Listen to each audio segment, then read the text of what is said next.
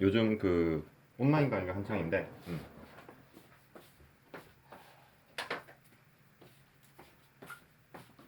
지금 제가 그 진행하는 온라인 강의에서도 그 선형대수를 가르치고 있습니다. 그러니까 이게 행렬하고 관계된 부분인데, 음, 그 행렬 같은 경우에 특히 선형대수 같은 경우에 내가 굉장히 공부하면서 재밌었고, 실제로 썼던 연구에 썼을 때 되게 이렇게 뭐랄까, 와 이게 이래서 이렇구나라고 뭔가 이렇게 느끼는 거 있죠, 그죠? 마치 아까 이제 내 명언에서도 얘기했듯이 그 뉴턴이 그 거인의 어깨 위에서 세상을 바라보다라는 어떤 그런 느낌, 뭐 그런 걸 비슷하게 뭐 그런 느낌인지 정확히는 몰라도 내가 생각하기엔 그랬어요. 그런 느낌인 것 같은 뭐 아무튼 되게 그렇게 좀 공부가 재밌게 느껴지는 그런 부분이 있었었는데, 그거를 한번 얘기해 보려고 합니다. 이런 거는 수업 진도 나갈 때 얘기하기는 좀 시간이 부족해요. 진도를 막 못 나가게 되는 경우도 있고, 이래서 이렇게 따로 동영상으로 한번 만들어서 수업 듣는 학생들 중에 관심 있는 학생들이 따로 이렇게 또 보고 이러면은 공부하는데도 재미가 있지 않을까 뭐 이렇게 생각을 합니다.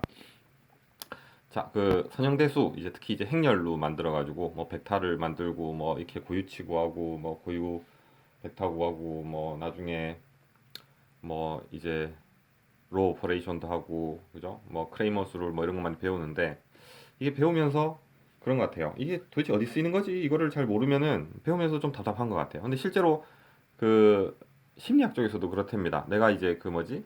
그 워싱턴 DC 근처에 있는 크레스나우 뇌과학 연구소에 있을 때도 어떤 사람이 이제 병에 걸렸을 때 이제 나을 수 있는 기간이 언제다라고 아는 거하고 이게 언제 나을지 모르는 거하고도 치유 효과가 다르대요. 그리고 이제 심리적으로도 예를 들어서 뭐 등산을 할 때 고지까지 이제 뭐 정상까지 얼마가 남았는지 알고 가는 경우하고 모르고 가는 경우하고 이게 가는 효율이 굉장히 다르다고 합니다. 물론 알고 가는 게 좋은 거죠, 그죠? 그래서 여러분들 선형대수 공부하면서도 이게 어디에 쓰이는지 그걸 한번 아는 게 좋은 것 같아요. 내가 뭐 온 우주에 있는 모든 선형대수의 적용 그 방법을 물론 교과서에도 그런 게 있지만 다 설명하는 거는 별로 설득력이 없을 것 같고, 물론 그게 가능하지도 않고, 그냥 실제로 내가 겪었던 거, 그러니까 내가 이제 그 석박사 과정 때 연구하면서 이제 겪었던 거, 지금도 사실은 많이 활용을 합니다, 이 부분은.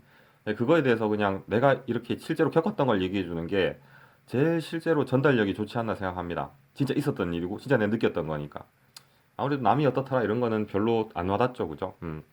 그래서 얘기를 해주면은 이제 처음에 한국에서 이제 회사를 다니다가 사실은 이제 기계공학과를 졸업하고 컴퓨터 회사를 다녔어요. 이제 뭐 S 기업의 이제 컴퓨터 회사였는데, 다행히 좋았던 게 그 회사에서 그때 이제 IT 붐이 막 일때였습니다, 우리나라에서. 그래서 그 컴퓨터 프로그래밍 관련 교육을 굉장히 비싼 교육이었어요, 그때 당시. 그거를 제일 한국에서 제일 좋은 교육기관도 갖고 있는 회사였거든. 거기 보내줘서 이제 뭐 배우는 거죠. 내가 그때 알기로 2주간 이제 어떤 거에 대해서 배우면은 그게 실제로 돈을 내고 그 교육 과정을 배우면은 그게 일주일에 한 300만 원씩 수강료를 내야 되는 이런 과목이었어요. 실제로 그 교육을 받고 나온 사람들이 회사에 취직을 하면은 연봉이 굉장히 잘 받는 편이고 막 이래서 교육 과정도 인기가 많았고, 근데 나는 이제 회사에서 그거를 공짜로 이렇게 시켜주니까 굉장히 좋았죠. 그리고 실제로 이제 그게 나중에 프로그래밍 실력에도 도움이 많이 됐고, 지금도 이제 이론적 연구를 하고 있는데 코드 같은 거를 프로그램을 짤 때 이제 그때 배웠던 것들이 굉장히 도움이 됩니다. 근데 어쨌든 이제 그래서 유학을 갔는데, 그때가 제가 유학을 갔던 때가 시기가 별로 안 좋았던 때였어요. 그때 이제 미국에서도 그 쌍둥이 빌딩이 비행기에 이렇게 폭파돼가지고 막 이래서 미국 내 여론도 되게 안 좋을 때였고, 예산도 많이 없었고 막 전쟁에 쓰인다고 막 그래서 장학금도 많이 자르고 막 이러는 시절이었는데, 그때 왔던 한국에서 왔던 유학생들이 다들 좀 힘들었던 것 같아요, 다들. 근데 어떻게 운 좋게 나는 그 회사의 경력을 살려가지고 굉장히 괜찮은 어떤 그 연구 과제에 참여를 하게 됐습니다. 그때 이제 내가 갔던 실험실이 어디냐면은 그 텍사스 A&M 주립대에 터보 머시너리 레보터리라고 있어요. 그러니까 이제 터보 머시너리 랩인데 뭐냐면은 그 터보 차저, 그다음에 터빈, 뭐 이런 제트 엔진 이런 거 있죠, 그죠? 예, 그런 거를 이제 주로 연구하는 연구실인, 이제 연구실이라기보다는 연구실들이 모여 있는 어떤 큰 연구소 같은데, 대학 안에 있는. 예, 거기서 이제 실제로 좋은 연구도 굉장히 많이 하고, 그 텍사스는 특히 주변에 이제 그 락히드 마틴부터 해가지고 허니웰 뭐 이렇게 굉장히 큰 회사들도 많습니다. 여러분들 잘 아는 그 벨레로 같은 정유 회사들도 텍사스에 굉장히 많이 모여 있죠. 요즘 이제 셰일 가스 같은 것도 많이 유명하니까. 그래서 뭐 그런 회사들이 많아서 연구비도 많고 실제로 이제 회사들도 그 연구에 많이 참여하고 이러더라고요. 그래서 실제로 그 연구소 같은 경우는 한 3월쯤에 그 연구소를 지원하는 그 회사들이 다 모여요. 거기 있는 힐튼 호텔인가 뭐 아무튼 어디서 모여가지고 이제 거기 연구소에 있는 소속된 교수님들이 연구 내용을 이렇게 발표를 하면은 그 이제 회사에서 참여한 뭐 이제 CEO나 이사님들이 와서 보고 이렇게 투표를 합니다. 그래서 그거에 따라서 회사에서 지원되는 연구비를 이렇게 내부에서 분배하고 뭐 이러더라고요. 그래서 그 연구비도 굉장히 좋은 편이었고 실험실도 굉장히 좋았습니다. 그리고 거기에 실력자가 굉장히 많았어요. 거기 이제 유명하신 분이 지금은 은퇴하신 걸로 알고 있는데 옛날에 이제 그 닥터 반스라는 분이 있었고 이분이 진동에서는 굉장히 전 세계적으로 뭐 몇 손가락 안에 드는 유명자라고 하더라고요. 그다음에 이제 다라 차일드라는 분이 있습니다. 이분 같은 경우는 이제 회전체 실이라고 베어링 쪽에서 이제 부품 쪽에서는 거의 세계 최고라고 하는 그런 분들이 있더라고요. 근데 약간 아쉬운 게 내가 그 실험실에 갔을 때는 그분들이 이미 거의 은퇴하던 시점이어서 학생을 더 이상 이제 안 받는 어떤 그런 상황이었어요. 근데 이제 그 실험실을 이끌 차세대 이제 그 교수님으로 이제 그 루이스 안드레아스라는 교수님이 있었는데 이분이 이제 그 아까 내가 얘기한 그 이제 닥터 반스하고 이제 다라 찰드 교수님을 지도 교수님으로 둔 이제 분이셨던 거죠. 그러니까 이제 되게 잘 배우셨던 것 같아요. 근데 실제로도 실력이 굉장히 좋았습니다, 이분이. 되게 또 유명하기도 하고요. 예, 수업도 들었는데 굉장히 인상적이었어요. 배운 것도 굉장히 많았고. 근데 굉장히 좀 힘든 학생을 이제 굉장히 힘들게 만드는 굉장히 하드하게 이렇게 트레이닝을 하기로 유명했었죠. 근데 거기서 이제 박사를 받고 나오고 이러면은 사실 굉장히 실력이 있는 걸로 막 인정받는 어떤 그런 실험실이었습니다. 그래서 나도 사실 그 실험실에 있었는데 사실 저는 그 중간에 관두고 지금 현재 지도 교수님 쪽으로 옮겼어요. 이제 이유는 두 가지인데 하나는 이제 그 베어링이라는 부분이 굉장히 멋있는 부분이고 지금과 첨단 기술이 대부분 그 예를 들어서 지금 나온 신형 전투기 같은 거 있죠, 그죠? 뭐 탱크도 그렇고 대부분 이게 문제가 베어링 문제더라고. 그러니까 여러분들 막 엔진 만들고 막 제트 엔진 만들고 막 이럴 때 그 진짜 핵심 기술이 뭐냐면은 대부분 그 베어링이더라고. 이해가 잘 안 되죠, 그죠? 나도 그때는 그랬어요. 이제 베어링이라는 분야 그때 당시 좀 어린 마음에는 아 이거 베어링을 내가 그렇게 열심히 하고 싶진 않은데 이런 생각이 들더라고. 나는 이게 좀 뭔가 과학자 같은 게 되고 싶어서 뭔가 이제 막 바이오 생체 뭐 인공지능 막 뭔가 기계에서 하는 뭐 이제 뭐 암세포 박멸 뭐 이런 거 뭐 나노 이런 거를 되게 하고 싶었거든. 그래서 사실 이제 석사 마지막쯤에 지도 교수님을 옮겼습니다. 지금 이제 제 지도 교수님이신 이제 그 닥터 베시콕이라고 지금 이제 SMU에 계신데 이제 그분하고 예, 옮겨서 다행히 잘 됐어요. 이게 연구도 굉장히 좋은 연구도 많이 하고 주제도 좋은 걸 잡고 좋은 결과도 사실 많이 내서 뭐 인용도 많이 되고 뭐 이러고 있는데 그러니까 이 분야도 굉장히 매력적이긴 하지만 가끔 그런 생각도 합니다. 그때 그 실험실에서 계속 했었어도 나쁘진 않았겠다. 그러니까 이제 여러분들도 많이 고민하죠. 아, 이렇게 하는 인생의 갈래길이 있고 저렇게 하는 갈래길이 있을 때 과연 뭐가 나은 선택인가? 근데 지금 돌이켜 보니까 그냥 열심히만 했으면은 다 괜찮은 것 같아. 그러니까 이제 한편으로 생각하면은 꼭 이제 하나를 선택해서 다른 하나 때문에 막 아쉬울 것 같기도 하지만 반대로 둘 다 좋은 선택이면은 뭐를 선택해도 열심히만 하면은 뭐 크게 나쁠 게 없는 거예요. 뭐 그런 것 같아요. 얘기가 잠깐 샜는데 자 거기서 이제 그 터보랩에서 이제 닥터 산드레스 교수님하고 같이 이제 일을 할 경우에 처음에 이제 갔더니 나한테 주는 미션이 그러니까 이제 내가 그 실험실 과제에 조인할 수 있었던 것도 보니까 이제 나한테 이제 그 한국에서 이제 꽤 괜찮은 회사에서 컴퓨터 프로그래머로서 일도 하고 이제 학번을 또 기계공학을 나왔으니까 우리가 지금 이제 그 FEM이라고 Finite Element Method라고 있습니다. 유한요소법인데 그걸로 베어링에 들어가는 판을 좀 해석을 해야 된다. 그거를 이제 우리가 코드를 짜려고 하는데 그거를 네가 맡으면 좋겠다 이러더라고요. 그래서 이제 뭐 그때는 선택의 여지가 별로 없죠. 이제 장학금도 받아야 되고 이제 그걸 받으면 등록금도 깎이고 막 이러거든. 그리고 이제 그 뭐 실험실도 생기고 이러니까 그래서 좋습니다. 그래서 이제 거기 석사로 들어갔습니다. 근데 나한테 맡겨진 일이 거의 박사들한테 주어지는 그런 일이었는데 그 석사 시작한 지 얼마 안 된 학생한테 이제 굉장히 큰 일을 맡긴 거였더라고. 지금 생각해 보니까. 근데 그래서 당연히 처음에는 굉장히 많이 헤맸습니다. 제대로 결과도 안 나오죠, 그죠? 그래서 이제 갔더니 확실히 교수님 실력이 좋은 게 이제 나보고 해오라 그래가지고 이제 유한요소법으로 판을 일단 해석을 했어요. 이게 유한요소법이랑 여러분들 배운 사람도 많겠지만 뭐냐면은 요 판이 이렇게 있을 때 이 판을 격자로 이렇게 나눕니다. 격자로 이렇게 나눠요. 그래서 이제 격자의 각 포인트들을 지정한 다음에 이 판 위에 이제 압력이 주어지면은 이 판이 변하겠죠, 그죠? 이거를 사실 미분방정식으로 여러분들이 고체역학에서 배우는 미분방정식의 경계 조건 넣고 이렇게 풀어도 됩니다. 근데 이제 컴퓨터는 어떻게 푸냐면은 각각의 요 포인트들을 나눈 다음에 이거를 포인트 1, 포인트 2, 포인트 3, 포인트 4 그러니까 뭐 x1, x2, x3, x4 이렇게 막 하면은 각각의 요 엘리멘트들 있죠, 그죠? 요소들. 요 요소들을 따로 끄집어내서 모델링을 하면은 이 식 자체는 별로 복잡하지가 않아요. 선형화를 시키면은 이게 그냥 예를 들어서 뭐 이거는 뭐 이것의 어떤 개수들의 합 뭐 이런 식으로 나타납니다.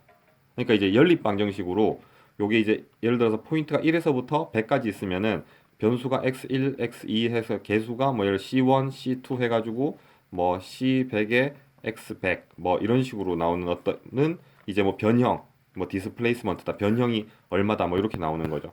그래서 요거를 이제 요 각각의 포인트들에서 다 이렇게 정리를 하면은 이게 한 100줄 정도 되는 연립 방정식이 나와요. 그러니까 쉽게 얘기하면 예를 들어서 여러분 뭐 ax 더하기 by는 뭐 c 그다음에 cx 더하기 dy는 a b c d e f 뭐 이렇게 나왔을 때 이거 여러분 쉽게 풀죠, 그죠? 손으로는 뭐 여기다 2 곱하고 더해가지고 하나 날리고 x는 얼마다 뭐 이렇게 풀면 되는데 문제는 이게 100 바이 100이면 이렇게 풀 수가 없어요. 그래서 요걸 이제 행렬식으로 나타내면은 예를 들어서 이 개수 행렬을 a라고 하고 이제 자 수업 시간에 많이 보죠, 그죠? 개수 행렬을 a라고 하고 여기 이제 요 이제 우리가 원하는 이제 포인트들을 x라고 하고 변이값을 디스플레이 벡터라고 이렇게 많이 나타냅니다. 그럼 요 x를 제일 쉽게 구하는 법은 행렬로 구하는 거예요. 예를 들어서 x 반은 디스플레이스먼트의 벡터의 여기 위치가 중요하죠, 그죠?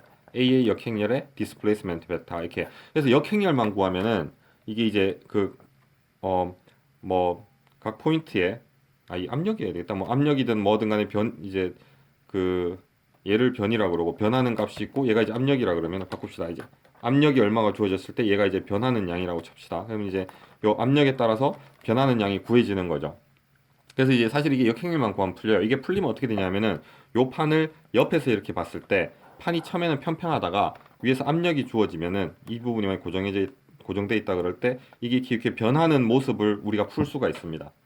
자, 이게 이제 왜 중요하냐면은 예를 들어서 이제 그 베어링 같은 경우에 내가 그때 연구했던 베어링이 내가 했던 게 아니고 이제 교수님이 연구하셨던 베어링이죠. 그 베어링 같은 경우에 이제 오일 프리 베어링이라고 이 베어링이 굉장히 빠른 속도로 돌아야 돼요. 얼마 정도냐? 10만 RPM으로 돌아야 됩니다. 10만 RPM. 10만 RPM. 그러니까 이제 100,000 RPM으로 돌아야 되는 거죠. 이게 굉장히 빨라요. 어느 정도로 빠르냐면은 설명 못 하겠네. 그냥 이제 그 어, 그 윤활유 있죠, 그죠? 베어링은 보통 여러분들 뭐 구리스 같은 윤활유 넣고 축이 있으면 베어링이 막 돌아가잖아요. 윤활유 넣어서 미끄럽게 만들어가지고 이런 이제 RPM이 보통 최대 회전 속도가 한 2만 RPM 정도 됩니다. 1만 2만 RPM. 그것도 이제 특수한 윤활유를 써야 돼요. 왜냐하면은 이게 속도가 너무 빨라서 마찰열 때문에 이 윤활유가 타버려요. 막 증발해버리고. 그죠? 그럼 막 마찰이 나서 부서지겠죠. 그래서 이걸 10만 RPM으로 이제 돌리는 베어링은 어떻게 만드냐면은 베어링 도는 이렇게 축이 있으면은 이 주변을 금속으로 된 포일, 그러니까 얇은 판으로 한번 쌉니다. 그리고 뒤에 스프링처럼 된 이런 구조체를 박아놔요. 그럼 이제 처음에는 얘가 이제 맞물려 있다가 돌기 시작하면은 여기 뭐가 들어가냐면은 공기가 들어갑니다. 공기가 이제 뭐냐면 에어 하키 알죠? 이렇게 손으로 치는 거 밑에 공기 불어주면 마찰력이 줄어들죠. 그래서 요 공기가 들어가고 마치 이 베어링 축이 비행기 위를 날듯이 막 도는 거예요, 이제. 그러니까 이제 이게 중요한 게 뭐냐면은 여기 공기가 들어가면서 압력이 요 판에 작용을 하겠죠. 그죠? 그럼 이 판이 모양이 이렇게 변한단 말이에요. 위에 이제 베어링 축이 있을 때. 그럼 이제 이 모양이 변하면은 요 사이에 압력이 또 바뀝니다. 그래서 이거를 어떻게 풀어야 되냐면은 반복해서 풀어야 돼요. 그래서 먼저 이제 처음에 베어링 축을 위에서 봤을 때 이렇게 있을 때 밑에 이제 스프링 판이 이렇게 있단 말이에요. 판이. 그럼 이제 압력을 주면은 요 압력에 따라서 얘가 변하겠죠. 그죠? 모양이. 그럼 이 모양 변한 거에 따라서 새로운 압력이 나옵니다. 그럼 이제 새로운 그 압력을 넣으면은 판이 또 변해요. 그럼 왜냐면 압력은 요 폭의 함수거든. 그래서 요 폭이 달라지면 또 압력을 넣어가지고 또 폭이 변하는 걸 구하고 이러다 보면은 결과적으로는 최종적으로 변형된 압력판에 수렴을 합니다. 그죠? 그래서 요걸 이제 내가 맡았었는데 그때는 FM이 뭔지도 모르고 FEM이 뭔지도 요소법이 뭔지도 모르고 막 책 찾아가지고 막 헤맸어요. 그랬더니 지도 교수님이 한 날 왜 이렇게 진도가 안 나가냐고 이제 나를 불러서 혼내시더라고. 막 혼이 났습니다. 그래서 내가 사실은 내가 열심히 했다면서 내가 짠 코드도 보여주고 책에서 공부한 것도 막 보여줬더니 나를 보고 한숨을 팍 쉬시더니 잠깐 옆에 앉아보라고 내가 보여주겠다 이러더니 이거를 FEM을 실제로 막 짜시는 거예요. 이렇게 그러더니 한 요소 두 개의 연립 방정식을 한 10분 만에 만들어 주는 거예요. 나한테. 그때 놀랬습니다. 나는 그러니까 거의 한 달을 이해하려고 막 공부하고 물론 이제 사전 지식이 좀 없었던 것도 있지만 막 공부해도 이게 식이 되게 복잡할 것 같았었는데 한 두 엘리먼트에다가 식을 딱 나한테 짜가지고 코드를 딱 하니까 이게 두 개의 엘리먼트에서는 딱 돌아가는 거예요. 이제 뭐 매틀렛 같은 거 써가지고 그래서 그걸 보고 내가 아하 이래가지고 들고 이제 내 연구실로 와서 막 코드를 짰죠. 이제 다 만들었습니다. 그래서 딱 이제 코드를 완성시킨 거예요. 이제 그러니까 날라갈 듯이 기쁘죠. 그래서 이제 막 지도 교수님을 찾아갔습니다. 이제 막, 닥터 사안드레아스 파이널리 뭐 I solved the problem 이제 풀었다고 자랑스럽게 가져갔지 이제.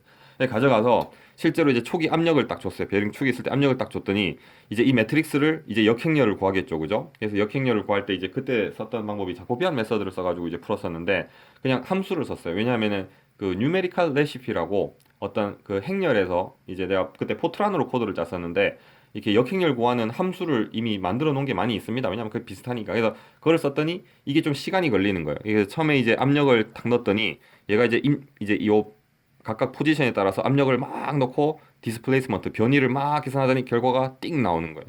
얼마 정도 걸리냐면 한 10분 정도 걸립니다. 10분 정도 걸리더니 띵 나도 이렇게 변하는 거예요. 그러더니 이제 요 변한 두께로 다시 압력을 막 구하는 거예요. 예, 그거는 이미 실험실에 코드가 있었습니다. 그래서 그걸 구하더니 다시 이제 압력이 탁 나오니까 다시 구하니까 또 10분 뒤에 이렇게 탁 변하는 거예요.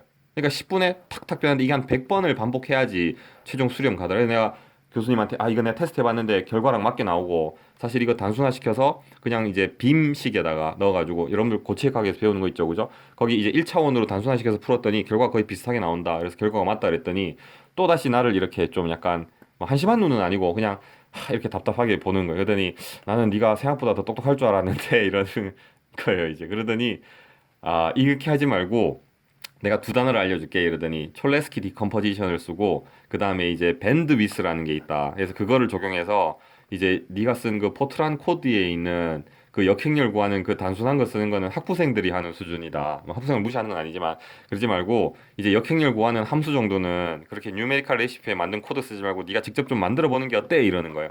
그래서 내가 아니 교수님 그렇게 해도 되지만 지금 이 결과가 다 나왔기 때문에 이게 지금 10분 정도 걸리는데 그때 우리가 펜티엄 5인가 쓰고 있었습니다. 이게 이제 지금 막 코어 i5 막 이런 CPU가 나와가지고 컴퓨터로 이제 내가 병렬 처리를 해서 분산 처리를 해서 이제 한 4코어 CPU를 쓰면은 이것보다 속도가 4배 정도 빨라집니다. 그래서 결과가 나름 4배 정도 빨라지면은 우리가 쓸만하다 그랬더니 자꾸 그런 소리 하지 말고 내가 얘기한 대로 촐레스키 디컴포지션하고 이제 그 밴드위스 써가지고 역행렬 구하는 거 공부 좀 해가지고 다시 한번 만들어 와 이러시는 거예요. 네, 어떻게 하겠습니까? 교수님이 하라 그러니까 해야죠, 그죠? 뭐 좀 원망스러웠지만 예 알겠습니다 이러고 갔습니다. 이제 가가지고 이제 내 방으로 다시 돌아갔어요. 그래서 이제 내가 만든 행렬을 봤더니 실제로 이제 내가 알기로는 그때 아마 한 이게 100 바이 한 2000 정도 됐던 것 같아요. 100 바이 2000 정도의 포인트가 있는 거예요. 그래서 행렬을 만들면은 행렬이 이렇게 굉장히 큰 행렬이 나옵니다. 굉장히 큰 행렬이 나와요. 100 바이 2000이라도 이게 2000 바이 2000으로 나오겠죠, 그죠? 그래서 훨씬 더 크게 나오겠지. 이런 큰 행렬이 내가 원하는 각각의 포인트들, 그러니까 2만 포인트들에 대해서는 뭐가 똑같냐면은 2만 포인트들의 압력 이렇게 나오는 거지. 그래서 요거를 역행렬 구해가지고 구하면은 압력을 2만 포인트를 넣으면은 이제 2만 포인트에 대한 위치가 나오는 겁니다. 행렬 문제적으로. 이게 내가 풀었던 거고. 근데 이제 이거를 이제 그 교수님이 알려준 두 가지를 봤어요. 여러분들도 나중에 이제 혹시 행렬 수업 들으면 배울 텐데 첫 번째는 뭐냐면 수업 시간에 배우는 게 이제 LU 디컴포지션이라고 있습니다. LU 디컴포지션. 어떤 행렬 A가 있을 때 얘를 L하고 U 타입의 트라이앵귤러 매트릭스로 나타낼 수가 있어요. 그러니까 이제 A가 매트릭스 안에 값이 이렇게 막 다 있는 매트릭스라 그러면은 L로 바꾸면은 요 대각 행렬만 숫자가 있고 밑에만 숫자가 있고 여기는 다 0이 됩니다. 0이 되고 마찬가지로 U 행렬은 뭐냐 하면은 요 대각 행렬만 값이 있고 나머지는 다 0이고 이제 이쪽은 또 숫자가 다 차 있는 거죠. 이렇게 두 개로 나눌 수가 있어요. 그죠? 근데 여기 이제 LU 디컴포지션 있고 비슷하게 하는 방법 중에 이제 강의 시간에 배웠을 텐데 이제 촐레스키 디컴포지션이라는 것도 있어요. 그거는 진도를 나갈지 안 나갈지 모르겠다. 대학원 과정일 수도 있어가지고 아무튼 이렇게 행렬을 분해할 수가 있고 두 번째는 뭐냐면 요 행렬 분해를 이제 FEM식하고 연결을 잘 시키면은 얘네가 어떻게 나오냐면 요 행렬 자체가 모든 게 값이 차 있는 게 아니라 여기서 이제 요 중간에만 막 값이 이제 뭐 A, B, C 이렇게 막 차 있고 나머지는 다 이제 0이 나오는 경우도 있습니다. 이거를 이제 LU 디컴포지션이나 이제 촐레스키 디컴포지션으로 트라이앵귤러 매트릭스로 바꿔주면은 이렇게 돼서 여기만 값이 차 있고 나머지는 0인 거죠. 나머지는 0이고 마찬가지로 그거 더하기 이제 이렇게 돼가지고 이제 여기 값이 차 있고 나머지는 다 이제 0인 행렬 두 개가 나오는 거죠. 자, 요런 거의 장점이 뭐냐면은 나머지 다 0인 거죠, 그죠? 요 경우에 이제 백 서브스티튜션이라고 여러분들이 배울 텐데 요 밑에 있는 행렬에 몇 개의 값을 구하면은 그 값으로 요 위에 거를 구할 수가 있습니다. 실제로 요 역행렬 구하는 거는 여러분들 크레이머 룰만 봐도 알겠지만 막 나중에 자코비안 배우면 막 수렴도 해야 되고 계산을 막 굉장히 반복 계산을 많이 해요. 근데 얘 같은 경우는 행렬을 몇 번씩 다 훑은 다음에 계산하고 다시 와서 막 훑은 다음에 계산 이런 과정이 들어가는데 요 LUT 컴포지션으로 딱 하면은 각구에서 위로 올라가고 각구에서 위로 올라가고 각구에서 위로 올라가고 반복하니까 한번 쭉 훑으면 계산 끝나버리는 거야. 여기서 마찬가지로 각구에서 올라가고 각구에서 올라가고 게다가 이게 이제 밴드위스라는 말이 뭐냐면은 여기는 0이잖아요. 그죠? 0인 부분은 어차피 계산할 필요가 없습니다. 0이 나오기 때문에. 그래서 컴퓨터 프로그래밍 안에 루프에서 이거를 여기서부터 이 끝까지 다 훑지 말고 여기서 요까지만 훑으라는 거지. 그래서 이런 식으로 이제 그때 내가 쓴 촐레스키 디컴포지션하고 밴드위스를 가지고 내가 역행렬을 이제 백 서브스티튜션을 이용해서 푸는 코드를 만들었습니다. 함수를 만들었죠. 원래 쓰던 자코비안으로 역행렬 구하던 누메리컬 레시피는 그냥 다시 없애버리고 아 되게 하기 싫었지만 그래도 시키니까 해야죠. 그래서 하고 나서 딱 봤더니 그때 내가 얘기했죠. 베어링이 이렇게 있을 때 압력이 있을 때 한 10분 걸리면은 띡 변합니다. 예, 또 10분 뒤에 띡 변해요. 그죠? 그다음에 내가 이제 이거를 굉장히 좋은 뭐 워크스테이션 컴퓨터 막 한 몇천만 원 하는 컴퓨터에 돌렸더니 한 4배 정도 빨라져요. 띡 좀 이따 띡 변하고 이러는 거야 이제. 근데 이렇게 촐레스키 디컴포지션하고 LUT 컨버전 넣어가지고 밴드위스 넣어서 역행렬 구하는 식을 만들어가지고 딱 넣었더니 나도 놀랐어요. 어떻게 되냐면은 베어링이 이렇게 있고 결과를 이제 내가 매틀랩에서 이제 비주얼 그래프로 이제 보는 걸로 했죠. 딱 돌렸더니 이게 딱딱딱딱 진짜 실시간 거의 한 2, 3초 만에 결과가 나온 거야. 딱딱딱딱 하더니 이게 탁탁탁탁 변하더니 딱 결과 그 압력에 따른 베어링이 이렇게 있으면 압력에 따른 변이 모양으로 탁탁탁탁 하더니 그냥 바로 결과가 딱 나와버리는 거예요. 거의 1분 안에 한 1시간에서 막 이렇게 걸리던 게 이렇게 썼더니 1분 안에 나와버리는 거예요. 그러니까 그 내가 굉장히 부끄러운 거예요. 지도교수가 나와가지고 3천만 원짜리 컴퓨터를 사야 됩니다. 결과를 더 빨리 받아야 막 이렇게 얘기했던 게 교수님은 다 알고 있었던 거예요, 미리. 그 방법대로 했더니 이게 이제 알고리즘의 파워라는 거죠. 특히 행렬로. 그래서 행렬로 계산하게 되면은 이런 굉장히 많은 어떤 변위의 포인트들의 값들을 이제 컴퓨터에 도움을 받게 되고 그 컴퓨터도 그냥 무조건 빠르고 좋은 컴퓨터만 쓰는 게 아니라 이제 우리가 그 내부의 알고리즘을 어떻게 짜느냐에 따라서 굉장히 이제 어떤 효율이 좋아지는 거죠. 그러니까 이거는 나는 충격이었어요, 그때. 정말 그러니까 여러분들 컴퓨터 프로그래밍 늦어지면은 뭔가 게임 같은 게 잘 안 되고 이런 컴퓨터를 업그레이드 된다고 생각하잖아요, 그죠? 근데 실제로 그런 것보다 내부의 어떤 결국엔 행렬 처리 알고리즘을 여러분들이 이제 지금 수업에서 배우는 겁니다. 그거를 잘 이렇게 만들어 가지고 고유치 고유 벡터로 해 가지고 고유 벡터로 행렬을 다시 만들고 뭐 분해하고 이제 계산하는 법에 대해서 배워서 그거를 코드만 잘 짜면은 실제로 내가 알기로 필드에 있는 프로그래머들이 이렇게 막 어떤 이런 정밀한 개념까지 넣어서 물리 엔진을 만들고 이러지는 않는 것 같아요. 내가 실제로 나도 만들어 보고 해서 보니까. 요걸 넣으면은 굉장히 효율이 좋아집니다. 실제로 내 분자 동력학 코드 같은 경우도 내부의 분자들의 입자가 굉장히 많아요. 이거를 서로 상호작용을 다 계산하면 시간이 되게 오래 걸립니다. 이 병렬 처리에도 마찬가지예요. 그래서 이제 그 셀 알고리즘이라 그래가지고 네이버링 셀만 이렇게 루프에 넣어가지고 계산하는 알고리즘이 있거든요. 요거 넣는 게, 요 알고리즘 넣는 게 컴퓨터를 굉장히 비싼 걸로 바꾸는 것보다 훨씬 효율이 좋아져요. 이게 엔지니어의 장점이죠, 그죠? 지적 능력을 이용해서 현실에 존재하는 한계를 극복하는 거. 그러니까 이제 진짜 기술자는 도구를 탓하지 않는다. 뭐 이거랑 비슷한 거죠. 그래서 그때 이제 내가 봤던 이게 굉장히 감명 깊었고, 그래서 이 행렬이 와 정말 컴퓨터랑 같이 조합될 때 굉장히 강력하구나라는 걸 느꼈어요. 그래서 실제로 요거를 계산해가지고 최종 결과를 이제 그쪽 실험실에서는 어떻게 하냐면은 엑셀 파일에다 넣습니다. 그러니까 요 이제 엑셀 요 결과들을 이제 선형화 시켜가지고 엑셀에 넣어서 실제로 베어링을 만드는 제조업자들 있죠, 그죠? 그 제조업자들이 베어링 축하고 여기 물성치를 딱 넣으면은 엑셀 파일에서 해당하는 이 스펙, 뭐 두께는 얼마가 되고 축은 얼마가 되고 회전이 얼마일 때 뭐 얼마가 나고 이런 거를 그냥 엑셀 파일로 딱 나와요. 되게 좀 약간 성의 없이 만들었죠. 엑셀로 만들었으니까. 근데 그거를 3만 불, 4만 불 정도에 팔더라고. 물론 내부 알고리즘은 공개를 안 하죠. 그리고 내가 알고 봤더니 이 가스 포일 베어링 있죠. 그죠? 이렇게 그 오일 프리라 그래. 공기로 이렇게 돌리고 뒤에 이제 이 스프링 판이 지지하는 이거.